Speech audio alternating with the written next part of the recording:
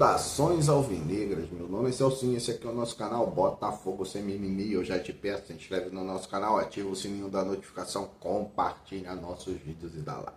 Muito like, porque like é a linguagem do YouTube, é assim que o nosso canal vai ter aquele crescimento. Graças à sua participação, graças à sua interatividade, graças a seu like. Lembrando que aqui nós só fazemos um conteúdo por dia e aqui nós só falamos do Botafogo. Hoje é sexta-feira, dia 6 de fevereiro e nós vamos dar continuidade aos nossos vídeos. Mais uma vez, infelizmente, os nossos assuntos, né? Os nossos principais assuntos são aqueles assuntos que eu falo daquele tripé ali, né? Político, financeiro, administrativo do nosso clube. Ainda estamos vivendo a fase do transfer ban, né? No aguardo do dinheiro, do aporte, do empréstimo, seja lá o que for, e uma coisa está ligada à outra, né? Porque sem dinheiro, sem aporte, não tem fim do transfer ban. E para o fim do transfer ban, somente com aporte e com dinheiro. O que isso pode nos gerar, né? O fim do transfer ban. Eu estava analisando o nosso elenco, porque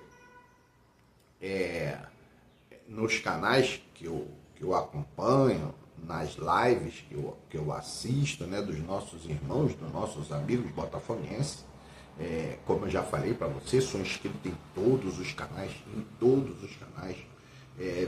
ontem eu vi o Sete é Fogo, o programa da Arena Mesoil, né? Mesoil, tem lá o nome lá, esse é o nome do patrocinador, sei lá. Vi o Anderson Mota, agora de manhã já vi o Fabiano Bandeira, já vi o Iverson Santos, já vi o Thiago Franklin. Ontem fiquei olhando o Léo, acho que é Léo o nome dele, também do Visão Botafoguense. Tenho visto tudo, cara. Tenho acompanhado tudo, porque na realidade a gente fica na expectativa. Porque, veja bem, apesar de fazer aqui esse conteúdo para você, eu também sou torcedor, né? E o meu canal, ele não tem um viés jornalístico. Ele não tem ali um compromisso em trazer uma informação, um fulo de reportagem. É lógico que se a gente tiver essa informação, a gente vai trazer, claro. Quem não gostaria de trazer uma notícia em primeira mão, uma notícia exclusiva, né? Algo desse tipo, algo dessa magnitude, tá? Qualquer um, até eu, né? Então, mas o viés do nosso canal, o ponto principal do nosso canal, seria a característica principal do nosso canal, é analisar, né? É fazer análises independentes. Eu não tenho patrocinador, eu não tenho vínculo nenhum com o clube, então eu falo aquilo que está na minha cabeça, porque aí, como eu ia falar para vocês, cara, assim como vocês, mesmo sendo um produtor de conteúdo, né? Cara, eu sou torcedor, eu fico ali buscando, né, cara? Será que vem? Será que vem? Só que eu não fico empolgado com as notícias. Eu não fico empolgado com as notícias. Eu fico feliz. Por exemplo, eu falo que eu sempre gostei. Eu gostei do John Textor desde o dia da primeira entrevista, né? Mas, cara, John Textor é homem como qualquer um de nós e ele é falho. E nesse momento, todo o nosso presente, o nosso futuro, foi colocado aqui, né, como uma chacota, né? Eu falei já que nós fomos colocados como chacota. Nós fomos colocados ali como um espetáculo. Então, é normal isso acontecer com uma pessoa. Ele botou o pé pelas mãos, cara, colocou o Botafogo numa situação muito difícil. Eu já dei a minha opinião, só vejo uma saída para ele, uma possível saída, até para recuperar a minha confiança, não é a minha admiração. A admiração eu tenho por conta que ele trouxe para nós dois títulos muito importantes para nós. Nós já tínhamos, mas, cara, renovar, né? Você ganhar títulos constantemente é muito importante. Então trouxe de volta o título brasileiro para o Botafogo, trouxe a Libertadores, então a admiração sempre vai ter. Agora a confiança, cara, a confiança, eu vou dizer, eu perdi a confiança no John Textor. Eu perdi a confiança no John Textor. Agora, eu também acredito que por questão de hombridade, de orgulho, ele não vai deixar o Botafogo numa situação de perigo, de risco. Se ele não vê saída, cara, ele vai ter que vender o Botafogo. Ele vai ter que vender o Botafogo e eu creio que ele vai procurar o melhor comprador. E eu já falei, cara, a única saída que eu vejo pro John Textor é ou se desfazer do Lyon ou se desfazer do Botafogo. Um dos dois. E se ele se desfizer do Botafogo, que ele busque para o Botafogo o melhor comprador, o melhor investidor. Eu acredito nisso. E também acredito que ele tenha condições.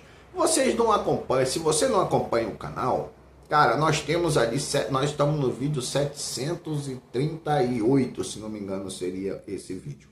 Você vai acompanhando lá atrás e eu falava, cara, a partir do momento que o John Textor adquiriu 90% da SAF, o ideal, eu falava isso há muitos vídeos, cara, já tem mais de um ano que eu falo isso.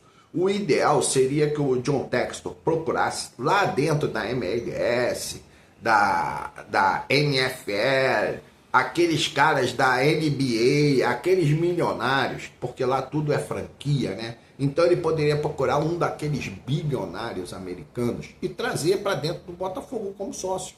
Cara, chegar lá, cara, vamos investir ali, eu tenho um clube, eu valorizei o clube já está valorizado ali em 100, 150%, você faz um investimento aqui, você vem para cá, você se torna sócio, você se senta ali numa das cadeiras da direção e a gente vai gerir esse clube junto, eu vou ser um majoritário e você vem comigo para fazermos uma administração. Cara, e colocaria um cara daquele ali. Cara, tem gente ali que são multibilionários americanos.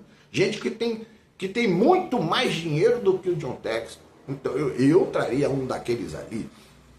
Um do Dallas Cowboy, do New England Patriots, um daqueles times ali. Eu pegava e fazia uma parceria com o Botafogo ali, traria ali um do Chicago Bulls, sei lá, do lugar lá onde o John Textor mora, se não me engano ele mora na Flórida, né? Tem o Miami Dolphins, quem sabe botasse um cara daquele ali como sócio dele e fazer o Botafogo, fazer ali também um intercâmbio, né, do Botafogo viajando, fazendo um espetáculo ali, jogando na Europa e, porra, na Ásia, como fazem os grandes clubes, né? Manchester United ganhou muitos seguidores lá na Ásia, né, no Japão, na época do David Beckham. É assim que foi o próprio Real Madrid, Barcelona. E aí o Textor poderia fazer isso aqui também no Botafogo. Bom, então eu sempre falei isso, né? Então precisamos do aporte. Porque o aporte, aí vem aqui os assuntos que eu trouxe, né? Cadê o dinheiro? Cadê o dinheiro? O dinheiro precisa chegar, cara. Senão não tem jeito e você vai ficar complicando o Botafogo cada vez mais. Cadê o dinheiro? E também a questão ali do elenco. Porque o dinheiro? Eu tava também ali, o pessoal falando, o próprio Martim Anselmo falou, cara, o elenco é curto. Aí você vê o seguinte, nós estamos jogando num sistema de 3 zagueiros, sendo que dos três zagueiros,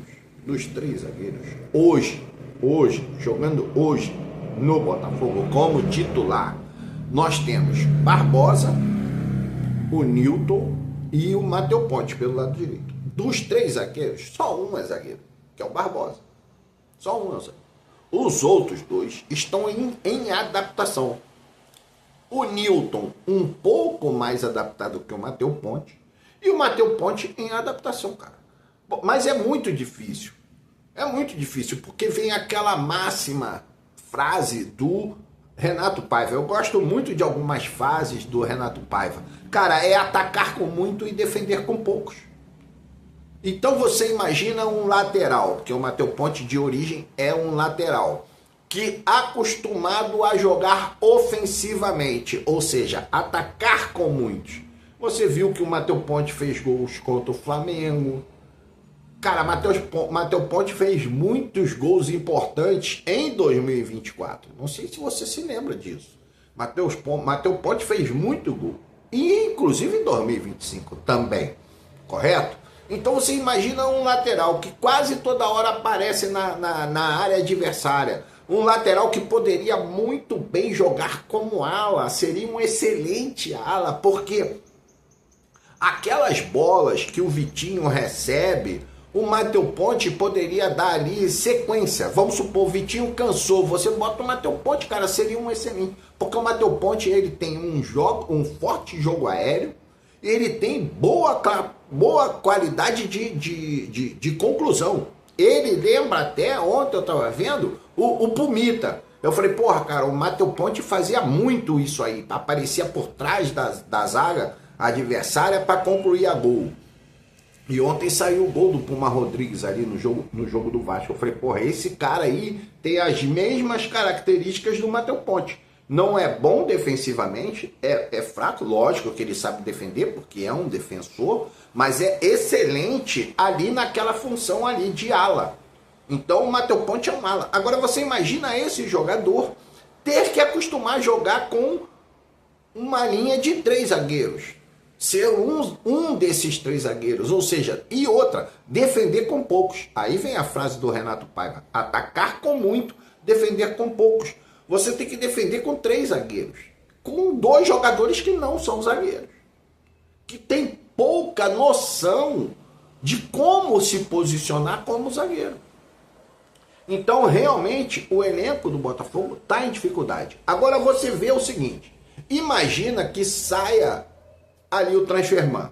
De imediato, você tem o Ítalo e você tem o Riquelme, que são zagueiros. Ah, mas não tem, ninguém sabe como é que eles são. Cara, mas é melhor do que você jogar com 3 zagueiros do que você jogar com 2, porque também ninguém sabia como sairia o Matheus Ponte e ninguém sabia como sairia o Newton. Então, cara, você pode ali rapidamente criar possibilidades. Correto? Possibilidade.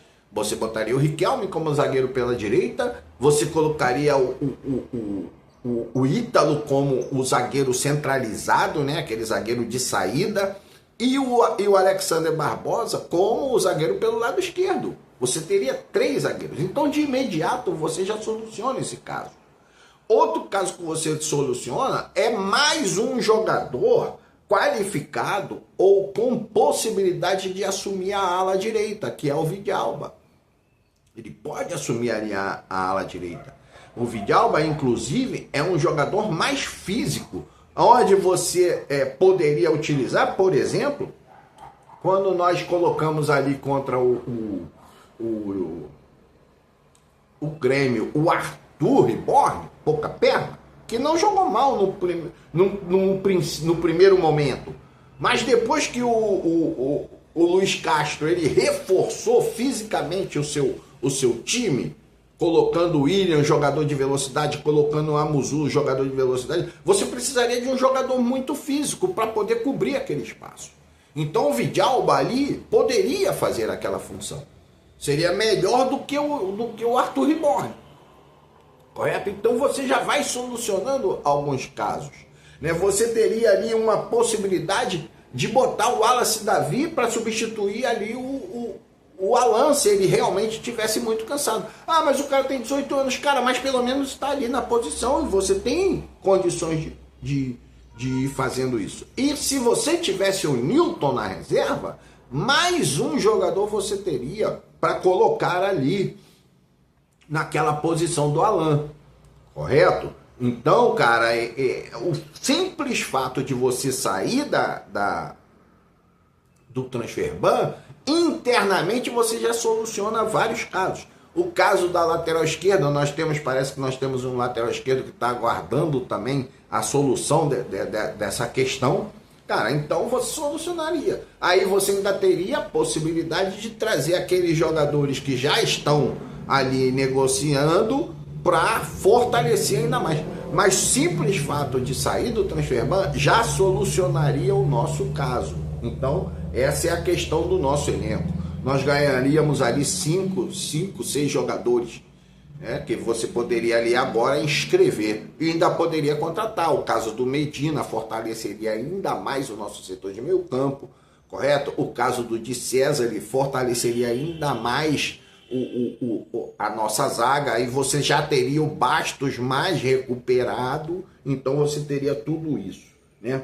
Agora o outro detalhe, ontem também nós tivemos notícias, né, de que antes mesmo do jogo contra o Grêmio já existia a sondagem do Palmeiras em relação ao Danilo e em relação ao Montoro. Aí todo mundo, cara, não pode vender, não pode vender. Não pode vender porque tá no transfer. Mas você já sabe qual é a minha opinião. Jogadores vão e vêm. Mas, cara, é preciso você dar uma trava nos empresários. Dá uma trava nos empresários. Quem atrapalha a vida do clube e também às vezes atrapalha a vida do jogador é o empresário. Um exemplo que eu te dou, Jair. Você já viu? Eu acompanho aqui, cara. Eu vejo todos os jogos praticamente do Nottingham Forest. O Jair não aparece nem no banco. Cuiabano, o cara foi para jogar sub-20, agora voltou pro Vasco. Estávamos no transfer ban, voltou pro Vasco. Correto? Você vê ali mais quem? Jair, David Ricardo. Tá fazendo o quê?